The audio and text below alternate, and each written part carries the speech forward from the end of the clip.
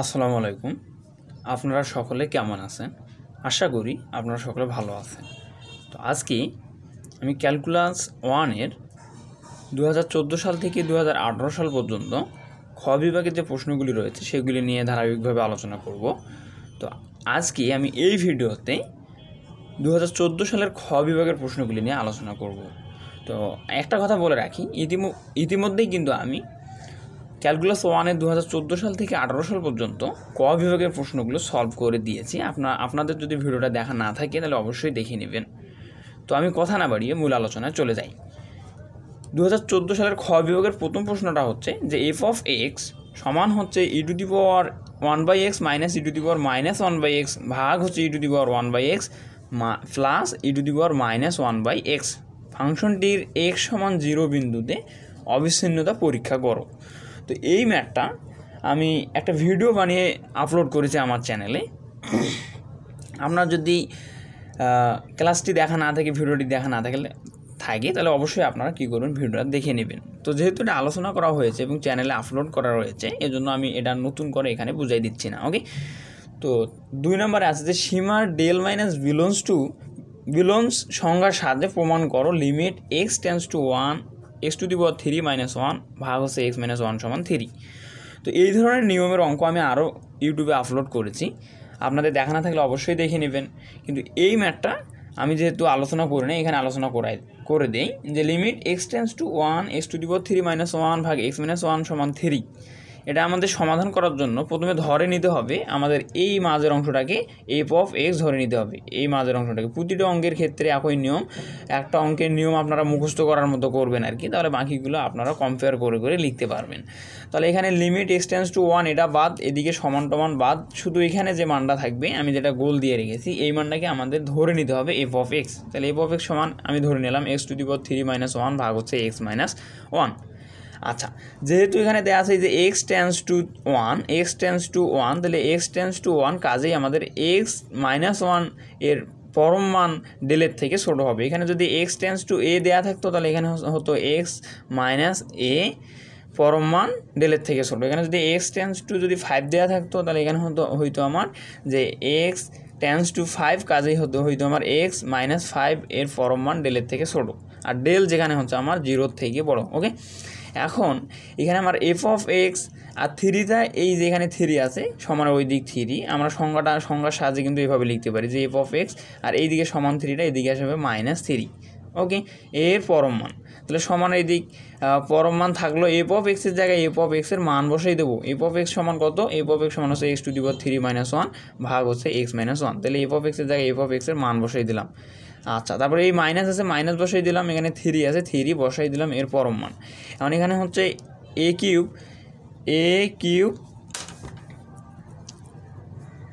Cube minus B কিউবের আমরা একটা সূত্র জানি যে a minus B into a square plus A B plus হচ্ছে বি স্কোয়ার। এটা আমরা সূত্র এসএসসি থেকে জানি।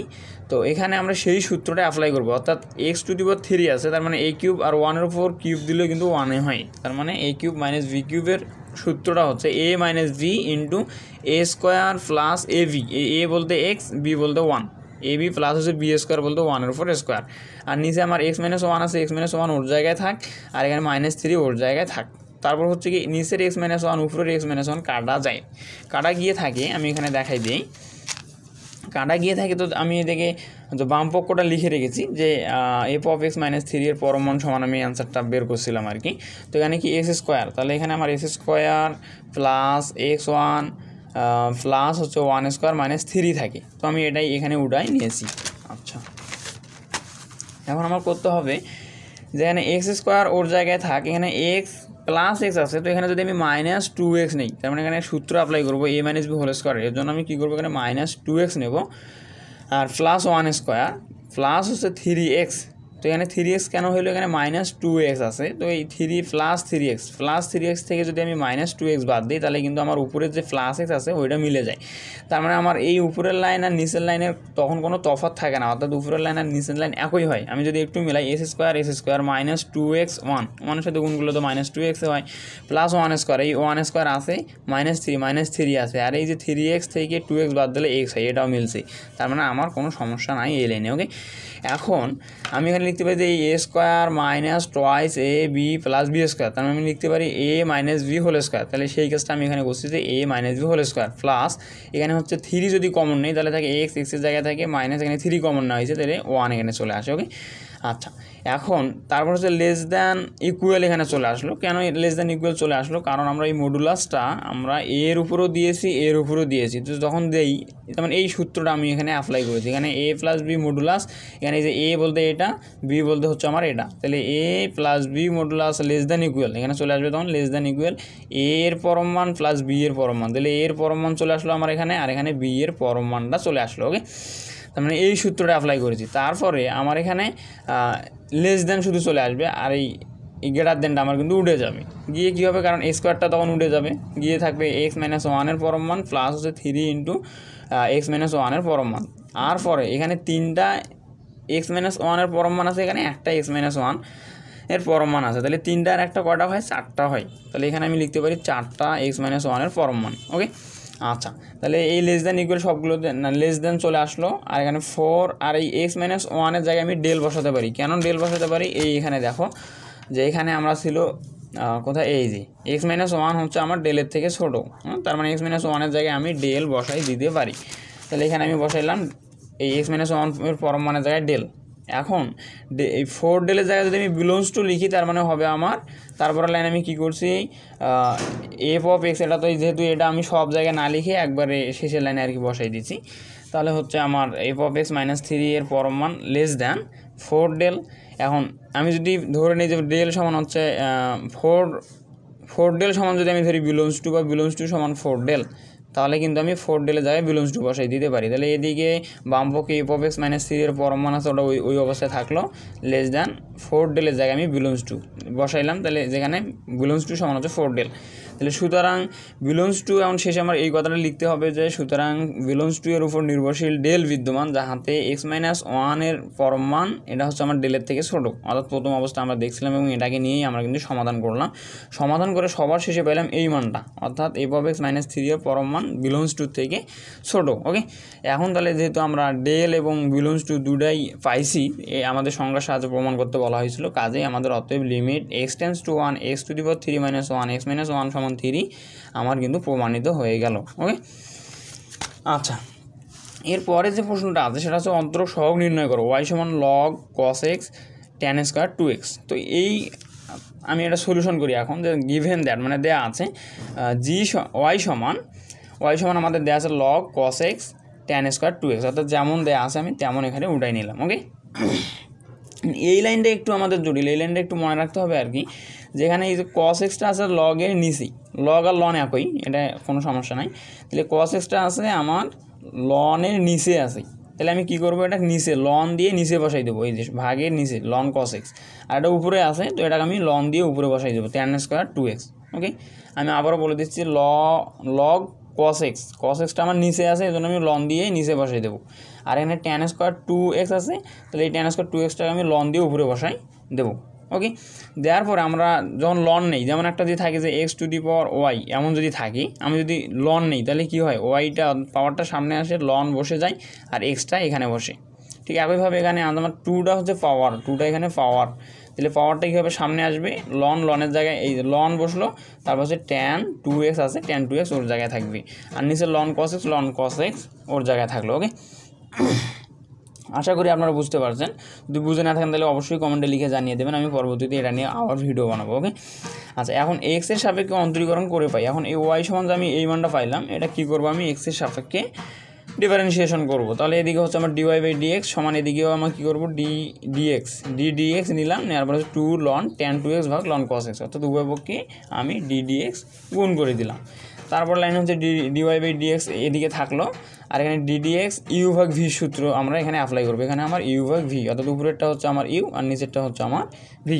ইউ ভাগ ভি সূত্র আমাকে অ্যাপ্লাই করতে হবে, ইউ ভাগ হচ্ছে ভির সূত্র আমাকে অ্যাপ্লাই করতে হবে। ওকে, আচ্ছা ইউ ভাগ ভি সূত্রটা আগে জেনে নিই। ডিডিএক্স ইউ ভাগ ভি সূত্র হচ্ছে ভি, নিচে আগে আমরা লিখবো ভি স্কোয়ার, নিচে ভি স্কোয়ার থাকলো আর উপরে ভি থেকেই শুরু, অর্থাৎ v d dx u minus u d dx v. তাহলে আমার কী হবে, প্রথমে ভি স্কোয়ারটা আমি লিখবো, তাহলে ভি বলতে এখানে লন কস এক্স, এই ln cos x whole square. আচ্ছা তারপরে আমার উপরে আসবে ভি প্রথমে, তাহলে ভি বলতে লন কস এক্স, তারপর ডিডিএক্স এই যে ডিডিএক্স ইউ, ইউ বলতে আমার উপরেরটা two ln tan two X, তারপরে হচ্ছে সূত্রের মাইনাস, এই সূত্রের মাইনাস, তারপর হচ্ছে ইউ, ইউ বলতে two ln tan two X, two ln tan two X. Okay, d d x V, V বলতে আমার লন কস এক্স, এই লন কস এক্স। ওকে, আচ্ছা এরপরে নিচে ln cos x whole square আছে, ওটা ওর জায়গায় থাক, ওটা আমি কোনো চেঞ্জ করবো না। উপরে হচ্ছে লন কস এক্স থাকলো, এখানে d dx to ln tan two x, এটার আমার ডিফারেন্সিয়েশন নির্ণয় করতে হবে। তো টু যেহেতু ধ্রুবক সংখ্যা এটা সামনে চলে আসলো, এটার কোনো কাজ নেই। আর এখানে ডিডিএক্স তখন থাকলো হচ্ছে লন এক্স, আমরা তখন ধরবো যে ডিডিএক্স লন এক্স। ওকে, তাহলে আমরা যখন ওটা ধরবো ডিডিএক্স লন এক্স, আমি একটু আলাদা খাতায় বুঝাই দিই। তাহলে আমরা ধরবো কি ডিডিএক্স, ওটাকে ধরবো হচ্ছে লন এক্স, এখানে যেটা আছে সেটাকে আমরা ধরবো লন এক্স। তাহলে এটা ডিডিএক্স লন এক্সের সূত্র কি, যে 1/x হয়, 1/x। তাহলে এখানে কী চলে আসবে 1/tan 2x। তাহলে যেহেতু আবার tan 2xটা হচ্ছে যে আমার কি নয়, যেহেতু এক্স নয়, তাহলে এক্স না হলে এটার আবার ডিফারেন্সিয়েশন করতে হয়, তাহলে tan 2x এর করলে হয় ডিডিএক্স, তাহলে tan x এর ডিফারেন্সিয়েশন করলে হয় sec square x, sec square x, sec square x বলতে এখানে 2x। ওকে, এই যে 2x আছে, তাহলে 2x চলে আসবে। আবার যেহেতু এখানে এক্স নয়, আবার 2x কিন্তু এক্স নয়, মানে 2x আর এক্স কিন্তু একই নয়, তাহলে যেহেতু এটা এক্স নয়, এটা আবার ডিফারেন্সিয়েশন করতে হবে, তার মানে তখন চলে আসবে 2, কারণ ডিডিএক্স এক্সের ডিফারেন্সিয়েশন করলে হয় 1, তাহলে 2 × 1 চলে আসবে। ওকে, তাহলে এখানে আমার কী চলে আসবে, যে এই এখানে দেখো 2, তাহলে ডিডিএক্স লন এক্স মানে 1/x। আচ্ছা যেহেতু এক্স নয়, তাহলে tan x এর আবার ডিফারেন্সিয়েশন করতে হবে, তাহলে ডিডিএক্স tan x এর করলে হয় sec স্কোয়ার এক্স।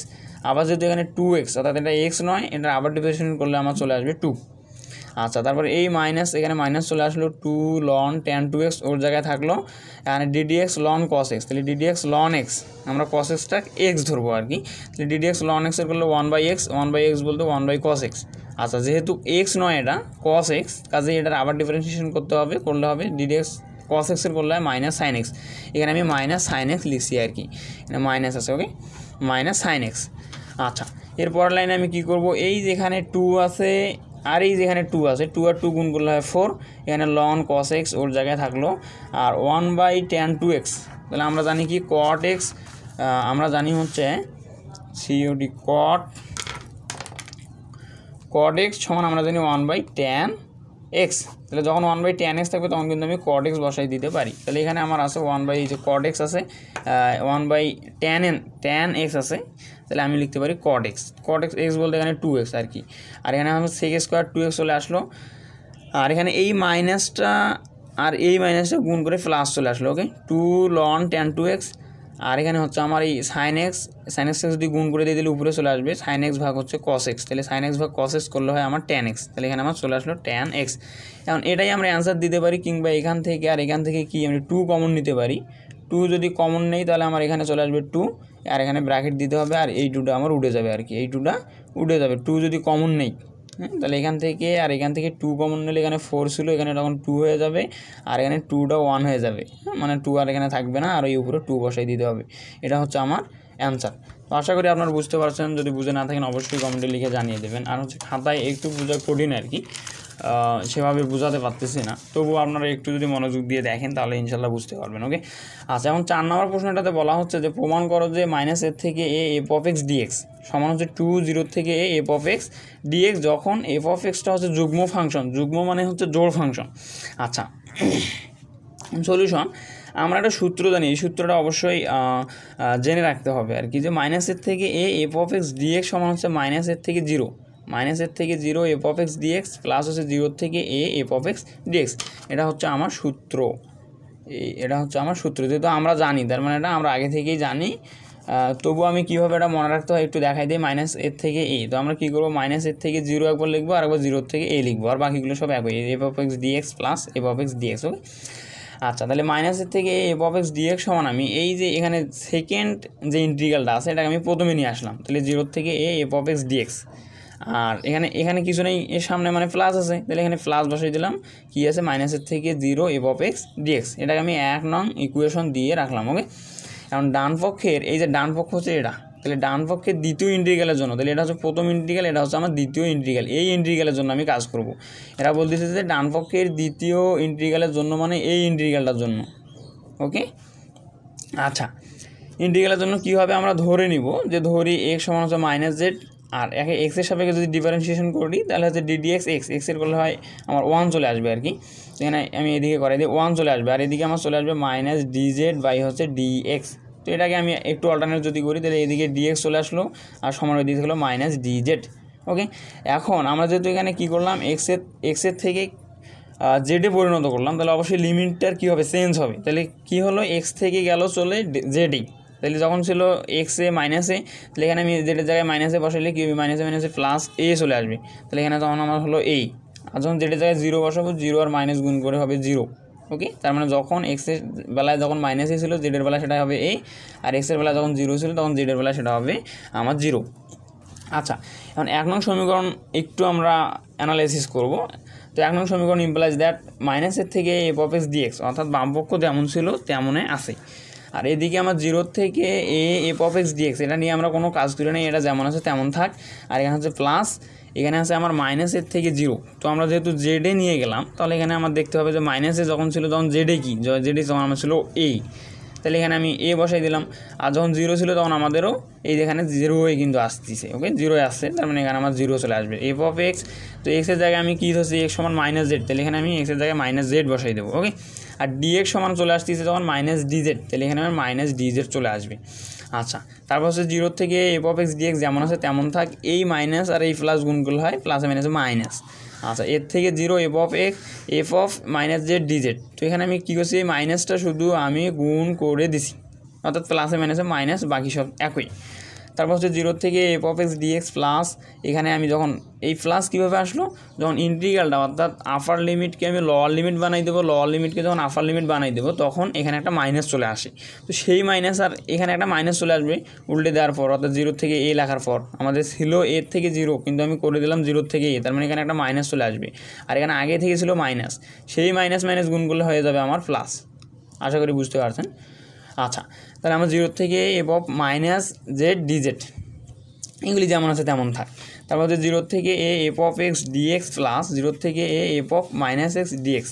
তো এখানে আমি কি করলাম, এখানে হচ্ছে এই জেডটাকে আমি এক্সে পরিণত করলাম, তার মানে এখানে জেড ছিল মাইনাস জেড ছিল, এখানে মাইনাস এক্স হইলো, আর এখানে ডিজেড ছিল এখানেও এক্স হইলো। তো এটা আমরা লিখতে পারি, একটা সূত্র আছে যে এর থেকে b f of x dx, এর থেকে b f of x dx সমান আমি লিখতে পারি এর থেকে বি লিমিট একই থাকবে, অর্থাৎ সীমা একই থাকবে, কিন্তু এই এফ অফ এক্সের জায়গায় জেড বসাই দিতে পারবো আর ডিএক্সের জায়গায় ডিজেড বসাই দিতে পারবো। ওকে, আচ্ছা, তো এই সূত্রটা আমি এখানে অ্যাপ্লাই করেছি। এরপর আচ্ছা, এখন আমি এখানে একটু দেখাই দিই যে এখানে আমি করছি কি, এখান থেকে আমি এই 0 থেকে এই 0 থেকে সীমাটা কমন নিয়েছি, আর এখান থেকে আমি করছি কি ডিএক্স, এখান থেকে ডিএক্সটা কমন নিয়েছি। কমন নিলে হয় কি, এখানে শুধু থাকে এফ অফ এক্স প্লাস এখানে থাকে এফ অফ মাইনাস এক্স, তো এটাই আমি এখানে লিখেছি। এই যে 0 থেকে এ কমন নিয়েছি আর ডিএক্স কমন নিয়েছি, তাহলে নিলে কি হয়, এখানে এফ অফ এক্স থাকে, এটা নাই, প্লাস হচ্ছে এফ অফ মাইনাস এক্স থাকে। ওকে, আচ্ছা, এখন অতএব মাইনাসের থেকে এফ অফ এক্স ডিএক্স সমান আমার তখন চলে আসছে যে 0 থেকে f of x plus F of minus x এই ডিএক্স, মানে আমি এদিকে এই যে বাম পক্ষটা ওদিকে ছিল এদিকে আর কি এটা লিখে এদিকে যেমন আছে তেমন বসাই দিছি। আচ্ছা, এখন দ্বিতীয় অংশের জন্য এটা হচ্ছে 2 অন্তস্থীয়। ওকে, এখন দ্বিতীয় অংশে এফ অফ এক্স যুগ্ম ফাংশন হলে, অর্থাৎ এফ অফ এক্সটা এই যে দ্বিতীয় অংশ বলতে এটা হচ্ছে আমার প্রথম অংশ আর এটা হচ্ছে আমার দ্বিতীয় অংশ, অর্থাৎ ডান পক্ষে দ্বিতীয় অংশে যে এফ অফ মাইনাস এক্স আছে, তো এফ অফ এক্সটা যখন যুগ্ম ফাংশন হইলে কী হবে যে এফ অফ মাইনাস এক্স সমান হবে এফ অফ এক্স, এটা তখন আমার চলে আসবে। তাহলে আমি এখানে লিখতে পারি মাইনাসের থেকে এফ অফ এক্স ডিএক্স সমান আমি লিখতে পারি হচ্ছে 0 থেকে এফ অফ এক্স প্লাস এই এফ অফ মাইনাস এক্স সমান আমি লিখতে পারি এফ অফ এক্স, কারণ এটা যুগ্ম ফাংশন। তাহলে এখানে চলে আসলো ডিএক্স। এখন এই 0 থেকে এ থাকলো এফ অফ এক্স একটা, আর এখানে আছে এফ অফ এক্স একটা, তো একটা একটা যোগ করলে হয় 2টা, তাহলে 2টাই এফ অফ এক্স ডিএক্স। এখন 2টা ধ্রুবক সংখ্যা, এটাকে আমি বাইরে নিয়ে আসবো, তাহলে বাইরে নিয়ে আসলাম 0 থেকে a f of x dx, ওগুলো যেমন আছে তেমন থাক। এখন আমি এই মানটা কী সমান পাইলাম, এই মানটা পাইলাম হচ্ছে এই জি বামপক্ষ মাইনাস এর থেকে a f of x dx সমান এইটা। ওকে, তাহলে এটাই হচ্ছে আমার প্রমাণিত হয়ে গেল। আচ্ছা, তো আশা করি আপনারা বুঝতে পারছেন, যদি বুঝতে না থাকেন অবশ্যই কমেন্টে লিখে জানিয়ে দেবেন। আচ্ছা, এরপরে আরেকটা অঙ্ক আছে যে প্রমাণ করো যে 0 থেকে infinity e to the power minus x square dx সমান হচ্ছে √5/2। তো এই অঙ্কটা আমি আমার চ্যানেলে গামা ভিডিও ফাংশনাতে চ্যাপ্টার 19 থেকে কিন্তু 4টা ভিডিও আপলোড করেছি, এবং সেই 4টা ভিডিও দেখলে আপনি অনেক কিছু বুঝতে পারবেন। আপনার যদি দেখা না থাকে তাহলে অবশ্যই দেখে নেবেন সেখান থেকে। আর এই ম্যাথটা ওখানে সমাধান করে দেওয়া রয়েছে, তো আপনি কি করবেন, ওই জায়গা থেকে এই ম্যাথটাও শিখে নেবেন। ওকে, কারণ এক পরিশ্রম তো বারবার আর করতে ইচ্ছে করে না আর কি, তো এই জন্য আমি এখানে এই ম্যাথটা সলিউশন করে দিই নাই। তারপরে আছে যে ওয়াই সমান এস স্কোয়ার প্লাস 1 বক্ররেখা 2,5 বিন্দুতে স্পর্শকের রেখার ঢাল নির্ণয় করো। তো ঢাল মানে হচ্ছে যে আমার dy/dx অথবা এ প্রাইম অফ কী বলে এক্স অথবা ট্যান থিটা, এগুলির মান বের করা। ঢাল বলতে এটাও ঢাল নির্দেশ করে, এটাও ঢাল নির্দেশ করে, এটাও ঢাল নির্দেশ করে। ওকে, তাহলে সমাধান, তাহলে আমরা কী করবো, ওয়াই সমান এই যেখানে দেওয়া আছে ওয়াই সমান এস স্কোয়ার প্লাস 1, তাহলে ওয়াই সমান আমার দেওয়া আছে ওয়াই সমান এস স্কোয়ার প্লাস 1। এখন আমার কী করতে হবে, 2,5 বিন্দুতে স্পর্শক রেখার ঢাল নির্ণয় করতে হবে। তাহলে 2,5 বিন্দুতে, অর্থাৎ এখানে x সমান 2 বিন্দুতে নির্ণয়ের স্পর্শক রেখার ঢাল বের করতে হবে। ওকে, তাহলে এখানে dy/dx, এখানে x সমান হচ্ছে 2, তাহলে এই dy/dx মানে এটাকে আমরা এই dy/dx এটা একবার লিখতে পারি আমরা এ প্রাইম অফ এক্স, তার মানে যেহেতু 2 বিন্দুতে তাই এই জন্য এ প্রাইম অফ 2। ওকে, পর আমরা লিমিট বসাই দেবো। লিমিট, এটা হচ্ছে সূত্র, কী সূত্র, limit s tends to 0 F of A plus S minus F of A ভাগ হচ্ছে এস। ওকে, তাহলে এখানে এ এর মান হচ্ছে আমার 2, এই জন্য আমরা 2 বসলো, তাহলে এ limit s tends to 0 F of F A জায়গায় 2 বসলো, তাহলে 2 plus S minus F of A জায়গায় 2 বসলো আর কি, 2 ভাগ হচ্ছে এস। এখন লিমিট s টেন্স টু 0 যেমন আছে তেমন থাক, আর এখানে এটা বসে এক্সের জায়গায়, এক্স যেখানে থাকবে সেখানে এটা বসবে, যেহেতু এক্স সমান 2/x, এটা যেখানে এক্স থাকবে সেখানে শুধু বসে আর কি, আর এখানে এক্সের জায়গায় 2 বসবে। মানে আমি বুঝাই দিচ্ছি যে কীভাবে কোথায় বসে আর কি।